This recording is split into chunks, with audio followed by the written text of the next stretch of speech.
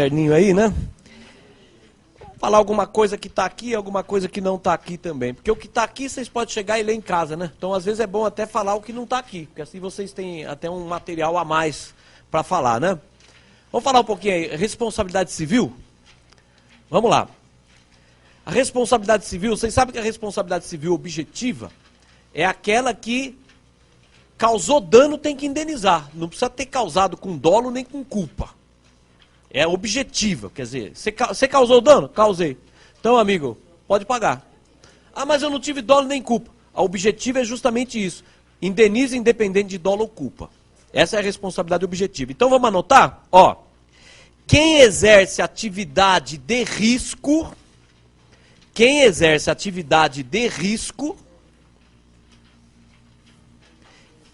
responsabilidade objetiva.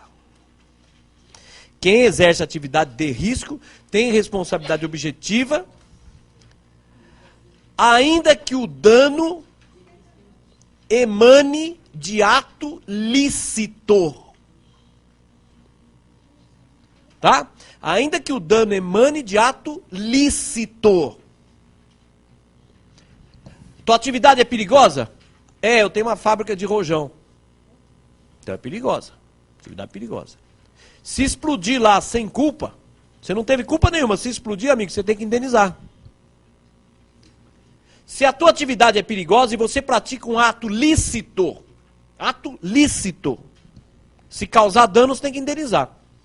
Então, veja, se perguntarem assim no concurso, olha, a responsabilidade civil depende de um ato ilícito. Tá certo ou errado? Errado! Responsabilidade civil não depende de ato ilícito. Há alguns casos de responsabilidade civil que emanam de ato lícito. Tá certo? Tá? Vou dar mais um exemplo. Olha, estado de necessidade. Estado de necessidade é você lesa um bem para salvar outro bem. Estado de necessidade é isso. Ó, eu tenho que sacrificar um bem para poder salvar outro. É aquele dilema. Tem que destruir esse para salvar esse. Isso é o estado de necessidade. O estado de necessidade, ele se chama defensivo, quando você lesa o bem do causador do perigo. Por exemplo, João da Silva tocou fogo na minha casa. Para escapar do fogo, eu destruí o carro dele. Eu destruí o carro dele em estado de necessidade defensivo. Defensivo, eu lesei bem do causador do perigo. Eu não vou precisar indenizar. Agora, tem um outro estado de necessidade que se chama agressivo. Agressivo é quando, para você salvar o bem, você lesou o bem de um terceiro inocente que não tem nada a ver com o assunto. Para escapar do fogo que o João da Silva tocou, você destruiu a casa do vizinho que não tinha nada a ver com o assunto. Nesse estado de necessidade agressivo, o ato é lícito. Você tem o direito de destruir, o ato é lícito, mas você tem que indenizar. Ó, para escapar do ladrão, sabe o que você fez? Furtou um carro. Para escapar do ladrão, você furtou um carro, depois você acabou batendo o carro. Você vai ter que indenizar, porque você está lesando um bem de um terceiro inocente, apesar de ser estado de necessidade. Tranquilo? Quer anotar? Vamos lá. Estado de necessidade agressivo. 2 pontos. Lesa bem de terceiro inocente. Lesa bem de terceiro inocente. Vírgula, o ato é lícito, mas tem que indenizar o terceiro. O ato é lícito, mas tem que indenizar o terceiro. Tranquilo?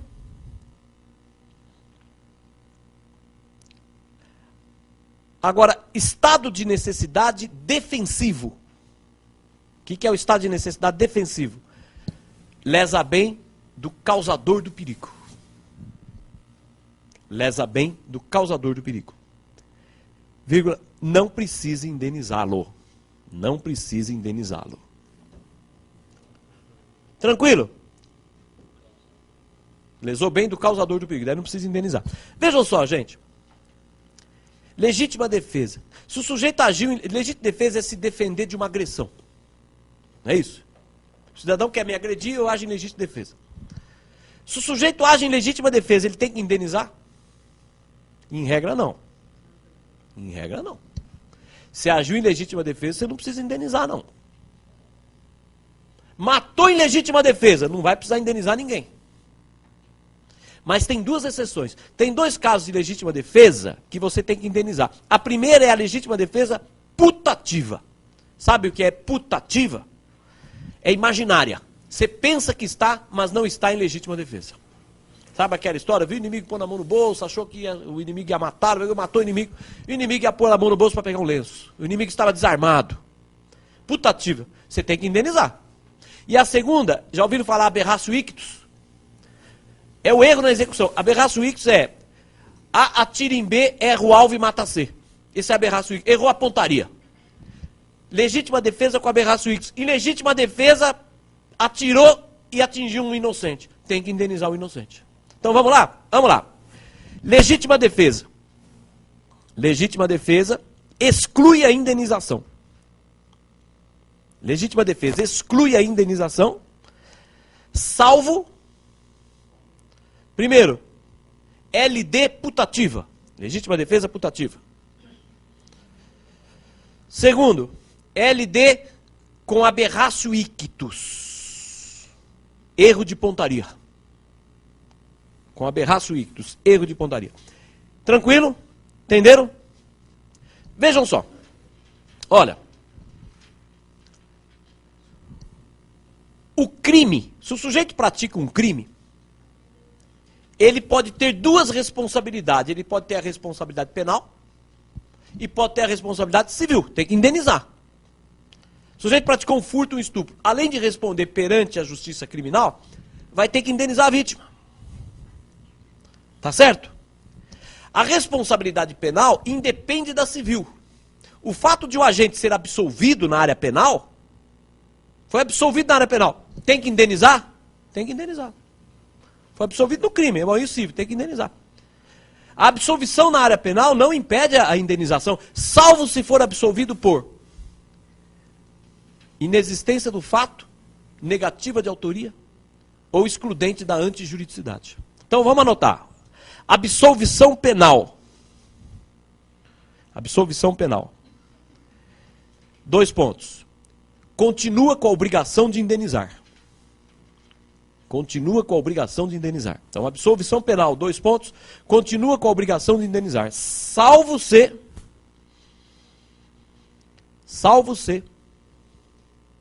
absolvido por, vamos lá, inexistência do fato, negativa de autoria, e a terceira qual é? Excludente da antijuridicidade. Inexistência do fato, negativa de autoria e excludente da antijuridicidade. Então, em regra, portanto, foi absolvido no crime. Não adianta comemorar muito, não. Porque no cível vai ter que indenizar. Salvo se for absolvido por inexistência do fato, negativa de autoria ou excludente da antijuridicidade. Tranquilo? Então vejam só, olha. Se o sujeito foi condenado no crime, transitou em julgado, e a vítima está com essa sentença condenatória, transitada em julgado, essa sentença condenatória é um documento importantíssimo. Por quê? Porque a sentença penal condenatória é título executivo no cível. Se a vítima tem a seu favor ali uma sentença condenatória, ela pode mover já a ação. Pode mover já a ação. Que ação, hein? Que ação? Se ela tem um título executivo no cível, ela pode mover uma ação chamada ação de liquidação por artigos. Não é ação de indenização, não. É liquidação por artigos, que é a ação para apurar só o valor devido. Só o valor devido. Não vai se discutir mais se deve. Vai discutir apenas quanto deve. Porque a sentença penal condenatória é título executivo no cível. Então anota aí. Sentença penal condenatória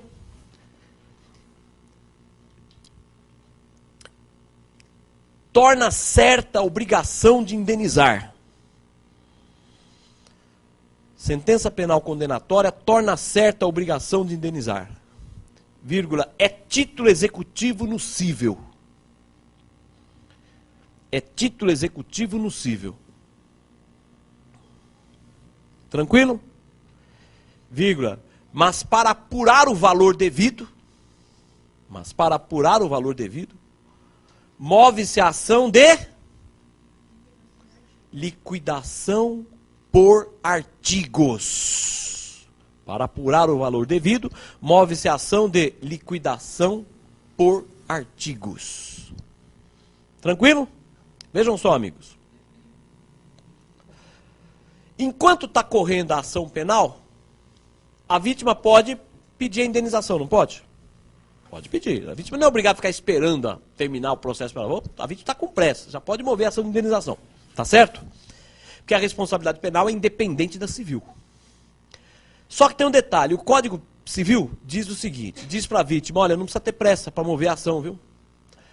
Porque quando a indenização emana de crime, a prescrição só começa a correr após o trânsito em julgado. Essa perguntinha é importante. Quando a ação de indenização emana de crime, a prescrição só começa a contar depois que transita em julgado a sentença penal. Se a vítima quiser mover antes, pode, mas não precisa ter pressa. Vamos anotar? Vamos lá. Prescrição para ação de indenização em razão de crime. Prescrição para ação de indenização em razão de crime. Só começa a correr após o trânsito em julgado da sentença penal. Só começa a correr após o trânsito em julgado da sentença penal. Tranquilo? Entenderam? Vamos lá. Vamos anotar alguns casos de responsabilidade objetiva? Responsabilidade objetiva vai ter que indenizar independente de culpa. Se o teu cachorro morder alguém, se o teu cachorro morder, se o teu animal morder alguém, você vai ter que indenizar independente de dolo ou culpa, viu? Ah, mas eu não tive culpa nenhuma. Não interessa. Responsabilidade por dano causado por animal é objetiva. Tá certo? Se o prédio, se o imóvel, se o teu imóvel desabar, se cair um muro na cabeça de alguém, se acontecer alguma coisa, ruína de imóvel, tua responsabilidade é objetiva. Você vai responder independente de dolo ou culpa. Se cair objeto, líquido ou sólido, do teu imóvel, effusis et dejectis, que a responsabilidade objetiva é do morador. Daí não é do proprietário, é do morador. Então vamos anotar algumas ideias? Vamos lá. Responsabilidade objetiva.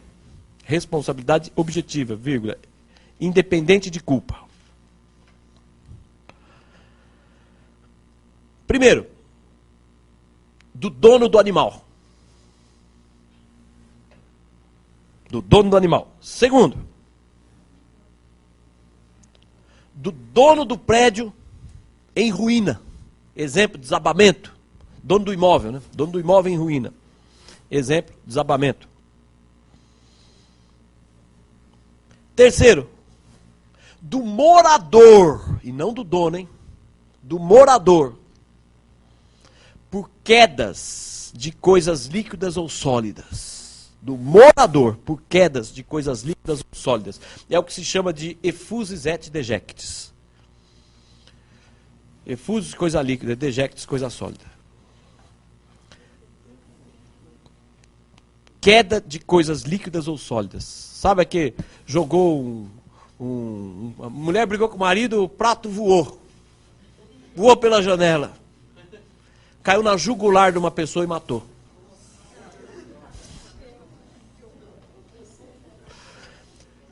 Responsabilidade objetiva. Você está lá, você escorregou o braço, o vaso caiu na cabeça de alguém. Responsabilidade objetiva, mas não é do dono, é do morador. Cuidado, é do morador do imóvel. Vai responder independente de dolo ou culpa. Tranquilo, gente? Então tá. Vamos mudar de assunto, vamos falar um pouquinho agora de contratos. Falar um pouquinho de contratos. Vamos lá. Princípio da boa-fé objetiva. Sempre cai, né? Boa-fé objetiva. O que é isso, hein? Vamos definir de forma simples. Boa-fé objetiva, vamos lá. É a obrigação de cumprir deveres implícitos ou anexos. É isso. É a obrigação de cumprir deveres implícitos ou anexos. Boa-fé objetiva é isso. Quem que celebra contrato? Vejam só, contrato de 100 laudas. Tá, tem uma série de deveres lá. Pois bem, esse rol é exemplificativo, viu? Porque além desses, tem outros. Esses outros que não estão escritos, é justamente a chamada boa-fé objetiva. É o dever de cumprir, é a obrigação de cumprir deveres que não estão escritos, estão implícitos, derivam da confiança, da honestidade das pessoas. Essa boa-fé objetiva, ela tem que estar presente em todas as fases do contrato, desde a fase pré-contratual, mesmo após o término do contrato, em detalhe, terminou o contrato. Depois que termina o contrato, mas não termina as obrigações. Que mesmo após o fim do contrato, tem alguns deveres ainda, que é justamente a boa-fé objetiva. Querem anotar isso? Vamos lá.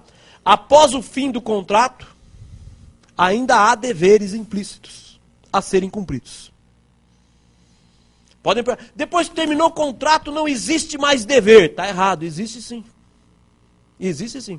Te vendi um apartamento, passei a escritura, tá? Você já me pagou, acabou o contrato. Já lavrou a escritura, você já me pagou, acabou a compra e venda.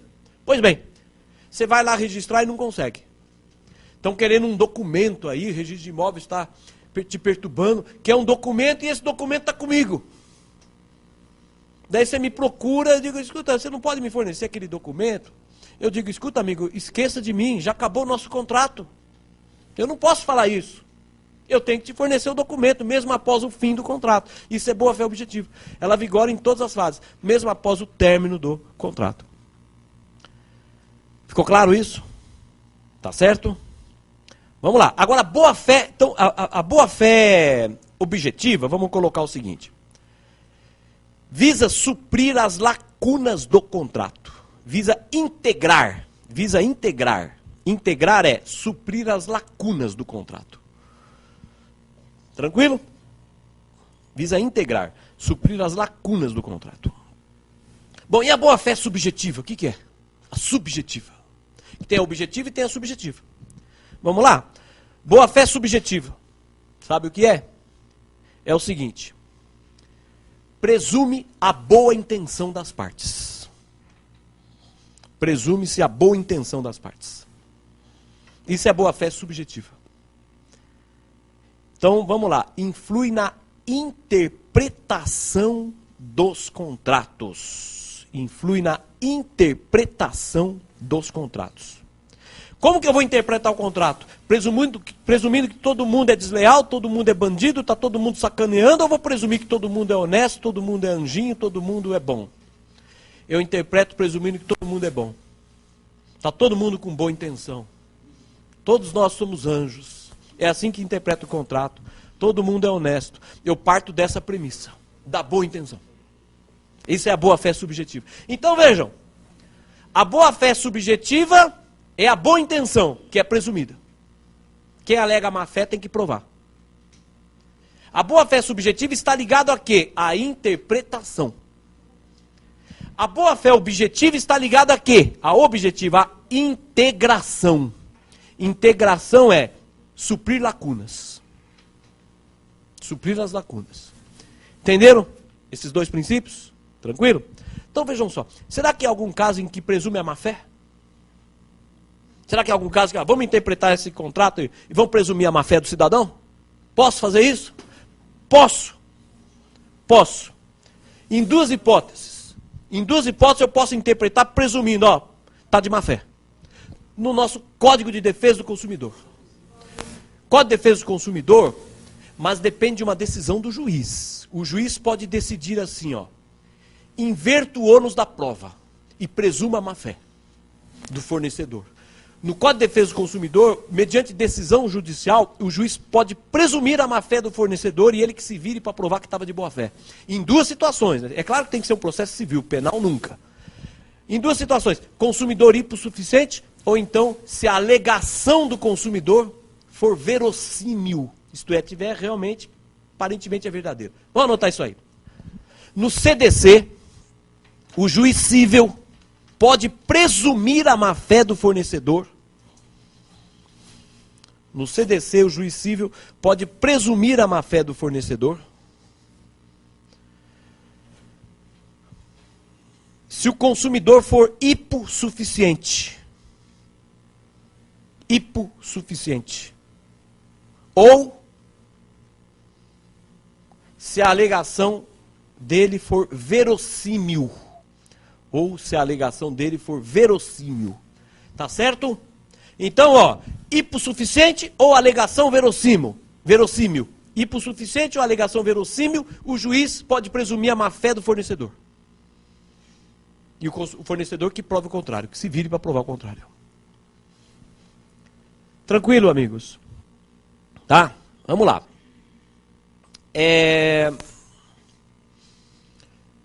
Já tiveram a revisão de consumidor aqui? Já tiveram? Ele falou de vistos redibitórios para vocês? Visto redibitório, visto aparente? Não falou? Vamos falar um pouquinho? Vamos lá. O vício redibitório é aquele defeito oculto. Aquele que não dá para perceber à primeira vista. E o vício aparente é aquele fácil de constatação. Vício aparente é o vício de fácil constatação, tá certo? Vejam, nos Código de Defesa do Consumidor, eu vou falar porque essa perguntinha sempre cai, né? Se há um vício, se você adquire uma mercadoria pelo Código de Defesa do Consumidor, e essa mercadoria está estragada, pode estar estragada por um vício oculto, e aí esse vício se chama redibitório, ou pode estar estragada com um vício que você podia ter percebido, que é o chamado vício aparente. Tá certo? Você já pode sair metendo ação no fornecedor? A mercadoria está estragada, você já lá, está protocolando ação já. Pode fazer isso? Pode não. Pode não. O que tem que fazer primeiro? Tem que fazer primeiro o quê? Vamos lá. É o seguinte. Se está dentro do prazo de garantia, veja, se está dentro do prazo de garantia, você não pode propor ação contra o fornecedor. O prazo de garantia no CDC qual é? Qual o prazo de garantia do CDC? Vamos lá, anota aí, vai. Vou anotar. Vamos lá. Prazo de garantia no CDC. Prazo de garantia no CDC. É obrigatório. É obrigatório esse prazo de garantia. O mínimo é de 7 dias e o máximo de 180. Mínimo é de 7 dias, máximo de 180. E no silêncio é de 30. Você negociou pelo Código de Defesa do Consumidor, você tem garantia. Você tem garantia. Todo contrato do Código de Defesa do Consumidor tem que ter garantia por força de lei. Você tem que ter uma garantia do produto. Garantia, o fornecedor pode ter o direito de arrumar o produto, de dar um outro para você, de consertar. Esse é o prazo de garantia. No mínimo 7 dias. No máximo 180. No silêncio 30. Qual o efeito desse prazo de garantia? Essa pergunta é que sempre cai. Vamos lá. Durante o prazo de garantia, não se pode mover ação para reclamar vícios redibitórios ou aparentes. Esse é o efeito. Durante o prazo de garantia, não se pode mover ações para reclamar vícios redibitórios ou aparentes. Entenderam, gente? Nem o PROCON não aceita reclamação. Se está no prazo de garantia, se você baixar lá no PROCON, o PROCON vai mandar você embora. Vai dizer, amigo, está no prazo de garantia. Vai lá na empresa. Vai tentar solucionar lá na empresa. No prazo de garantia, nem o PROCON aceita. Tá certo? Esse é o efeito do prazo de garantia. Impede propositura de ações. Tá certo? O prazo para as ações no CDC, o professor deve ter falado para vocês, 30 dias, 90 dias? Isso ele deve ter falado, tá? Durável e não durável, né? Se for durável, 90 dias, não durável, 30 dias. Falou que esse prazo se suspende quando instaura o inquérito ou quando tem reclamação? Falou também? Tá, então tá bom. Agora vejam só. Vamos falar um pouquinho aí, evicção. O que é evicção? Evicção, sabe o que é? Perda do bem por sentença. Isso é evicção, perda do bem por sentença. Você comprou um apartamento, passado um tempo, entrou um terceiro com uma ação dizendo que era dono do apartamento, o juiz deu a sentença, o dono é o terceiro. Isso é evicção. Fulano te vendeu um bem, daí apareceu o verdadeiro dono e por sentença levou o bem. Você perdeu o bem por sentença. Evicção é isso, perda do bem por sentença. Entenderam? O evicto é aquele que perdeu o bem. O evicto ele tem direito à indenização contra aquele que vendeu para ele, não é isso? Tem direito de ser indenizado, tá? Daquele que vendeu o bem. Vamos lá. Se o adquirente, vamos colocar, se o adquirente sabia que a coisa era alheia, se o adquirente sabia que a coisa era alheia ou litigiosa, não pode reclamar a evicção, não tem direito à indenização. Se o adquirente sabia que a coisa era alheia ou litigiosa, não tem direito à indenização. Quer dizer, você comprou um bem alheio sabendo, se depois ocorrer evicção, você perder por sentença, você não vai poder reclamar. Tá? Se ele comprou sabendo que era alheia ou litigiosa, não pode reclamar evicção. Detalhe. Doação pura. Doação pura. O donatário não pode reclamar evicção nem vício redibitório, viu? O donatário, na doação pura, não pode reclamar evicção nem vício. Te doei uma geladeira e está estragada. Agora você quer me processar? Já ouviu falar? Ó, te doei um cavalo e o cavalo está estragado. Está com o dente estragado. Você quer me processar? Já ouviu falar? Cavalo dado não se olha os dentes? Não é isso? É isso aí, é doação. Doação, amigo. Eu te doei um bem, está estragado e agora você quer me processar? Não pode. Você não tem direito de reclamar se está estragado. Te doei um bem, depois apareceu o verdadeiro dono e você perdeu o bem por sentença. Você não tem direito de indenização por evicção, não. Quando o contrato é gratuito, não tem direito à indenização por evicção. Agora, doação com encargo e doação remuneratória. Querem anotar? Doação com encargo e a doação remuneratória pode reclamar evicção e vícios redibitórios. Doação com encargo e doação remuneratória pode reclamar evicção e vícios redibitórios. Que é essa doação com encargo? Ó, vou te doar um bem, mas é o seguinte, minha tia vai junto, tá? Você vai cuidar dela. Doação com encargo. Te doei um bem, mas a minha tia vai junto, agora você cuida dela, tudo bem? Ah, tudo bem. Manda a tua tia. Manda ela vir. Daí esse bem está tudo estragado, você pode reclamar vício redibitório. Foi doação com encargo. Tá certo? Doação remuneratória é para pagar serviço que não foi cobrado. Então tem um amigo que está sempre quebrando um galho para mim e nunca cobra nada. Uma vez eu digo para ele, ó, toma essa moto para pagar tudo que você me fez. Isso é doação remuneratória, para pagar serviços que não foram cobrados. Se a moto estiver estragada, ele pode reclamar. Entenderam, gente? Ficou claro? Vamos lá. Já ouviram falar em exceptio non adimplete contratus?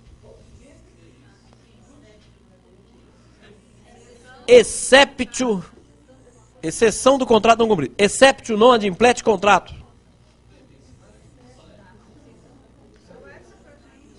Exceptio. Então, exceptio non, do jeito que eu falei, exceptio non adimplete contratus. Exceptio non adimplete contratus, que é exceção do contrato não cumprido. Exceção do contrato não cumprido. Exceptio non adimplete contrato é o seguinte, ó. É uma defesa que o contratante tem, ele tem o direito de dizer o seguinte, amigo, eu não vou cumprir minha obrigação porque você não está cumprindo a tua. Isso é exceptio non adimplete contrato. Fulano move uma ação querendo que eu cumpra o contrato. Daí eu me defendo e digo, preliminarmente, amigo, exceptio non adimplete contrato. Não vou cumprir porque você não cumpriu. Entenderam o que é exceptio non adimplete contrato? É uma defesa, porque você vai justificar. Vamos lá. Anota o seguinte. Excepto no adimplete de contrato. Defesa que fundamenta o não cumprimento da obrigação. Defesa que fundamenta o não cumprimento da obrigação. Pelo fato de a outra parte não ter cumprido suas obrigações. Isso que é excepto no adimplete. Defesa que fundamenta o não cumprimento da obrigação pelo fato da outra parte não ter cumprido. Ah, não cumpri porque você não cumpriu, amigo. Isso é excepto no adimplete de contratos. Entenderam? Tá certo?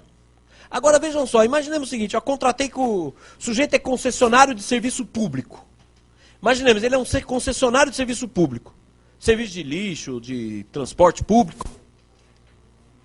E está tomando calote do Estado. O Estado não vem cumprindo as obrigações.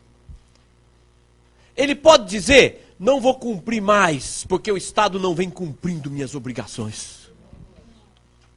Quem contrata com contrato administrativo não pode alegar excepto no adimplete. Contrato não administrativo, você vai ter que... Você está tomando calote do Estado e você vai ter que continuar cumprindo o contrato por pelo menos 90 dias, você vai ter que cumprir sem receber. Pelo menos 90 dias você vai ter que cumprir sem receber nada do Estado. Então você não pode alegar excepto no adimplete de contratos. Já ouviram falar em solve et repete? Solve et repete? Cadê o pincel aí? Daqui que eu escrevo na lousa, vai. Solve et repete. Pague e depois repete. Às vezes cai esse solve et repete, hein? Já caiu isso? Solve et repete. Solve et repete é o seguinte. Imaginemos o seguinte, eu vou fazer um contrato com você, você vai entregar uma mercadoria para mim. Mas tem uma cláusula que diz o seguinte, ó, se você não me entregar, eu pago do mesmo jeito. Isso é o solve et repete. A parte se compromete a cumprir a obrigação, ainda que a outra não cumpre. Se você não me entregar a mercadoria, eu te pago. Solve et repete. Então vamos lá.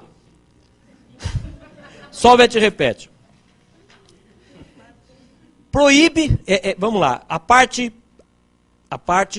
compromete-se a cumprir a sua obrigação, ainda que a outra não cumpra. A parte compromete-se a cumprir a sua obrigação, ainda que a outra não cumpra. É meio comum esse negócio, solve et repete. Ó, se a mercadoria não chegar, eu pago do mesmo jeito. Só que depois, vou pagar e depois se você não entregar, você vai ver só, vou mover a ação contra você. Claro, não é doação, hein? Não é doação. Entendeu? Tá certo? Então, o solve et repete é o que proíbe a alegação de excepto no adimplete de contratos. Se tem o solve et repete, você vai ter que cumprir o contrato, ainda que a outra não cumpra. Entenderam? E lembrando, a exceptio non adimplete de contrato só pode ser arguida em contratos de execução instantânea. Contrato em que as prestações são cumpridas ao mesmo tempo. Contrato de execução instantânea é, por exemplo, compra e venda à vista. Você entrega já, eu pago já. A exceptio non adimplete só pode ser alegada em... Anota isso que é importante, vamos lá. A exceptio só pode ser alegada nos contratos de execução instantânea. A exceptio só pode ser alegada nos contratos de execução instantânea. 2 pontos. Aqueles que as prestações devem ser cumpridas ao mesmo tempo. Então, a exceptio só pode ser alegada nos contratos de execução instantânea. 2 pontos. Aqueles que as prestações devem ser cumpridas ao mesmo tempo. É claro, né? Porque se a execução é sucessiva, execução sucessiva é, primeiro eu cumpro, depois você cumpra. Execução sucessiva está combinado. Primeiro eu pago, depois você entrega.